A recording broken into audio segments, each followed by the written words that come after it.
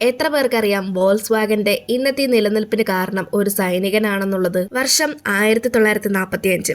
രണ്ടാം ലോക മഹായുദ്ധത്തിന് ശേഷം ജർമ്മനി പൂർണ്ണമായി തകർന്നിരുന്നു. അതിലുപരി വോൾസ് വാഗൻ ഫാക്ടറി ബോംബാക്രമണത്തിൽ തകർന്നപ്പെട്ട നിലയിൽ കാണാനും സാധിച്ചു. ഫാക്ടറി ശൂന്യമായിരുന്നു. തൊഴിലാളികളില്ല, വണ്ടികളില്ല, ഭാവിയുമില്ല. അമേരിക്കൻ സൈന്യം ഈ ഫാക്ടറിക്ക് യാതൊരു വിലയുമില്ലെന്ന് കരുതി ഉപേക്ഷിച്ചു. ഈ ചെറുവണ്ടിക്ക് ആരാണ് വില കൊടുക്കാൻ പോകുന്നത് എന്നായിരുന്നു അവർക്ക് അഭിപ്രായം. ഇങ്ങനെ എല്ലാം തകർന്നിരിക്കുമ്പോഴാണ് അവിടേക്ക് മേജർ ഐവാൻ ഹ്രിസ്റ്റ് എന്ന് പറഞ്ഞ ബ്രിട്ടീഷ് സൈനികൻ വരുന്നത്. 1945 ഹ്രിസ്റ്റ് ഫാക്ടറിയിലേക്ക് കടന്നപ്പോൾ അവിടെ പൊടികളുടെയും കല്ലുകളുടെയും ഇടയിൽ കിടക്കുന്ന ഒരു ബീറ്റിൽ കാറിനെ കണ്ടു. അദ്ദേഹം അതിന്റെ എഞ്ചിൻ ശരിയാക്കി ഫാക്ടറി എഞ്ചിനീയർമാരെ വീണ്ടും വിളിച്ചുകൂട്ടി. ശേഷം ഇങ്ങനെ പറഞ്ഞു: ഈ ചെറിയ വണ്ടി ബ്രിട്ടീഷ് സൈനികത്തിന് അവർക്ക് ആവശ്യത്തിനും ചെറിയ ചെറിയ ഉപയോഗത്തിനും ഉപയോഗിക്കാമെന്ന്. അങ്ങനെ 1946 ബ്രിട്ടീഷ് സൈനികം വോൾസ് വാഗന് ആദ്യ ഉത്തരവ് നൽകി. 20,000 കാറുകൾ ഉൽപ്പാദിക്കണമെന്നായിരുന്നു ആ ഉത്തരവ്. ഇത് വോൾസ് വാഗന്റെ പുതുജന്മമായിരുന്നു.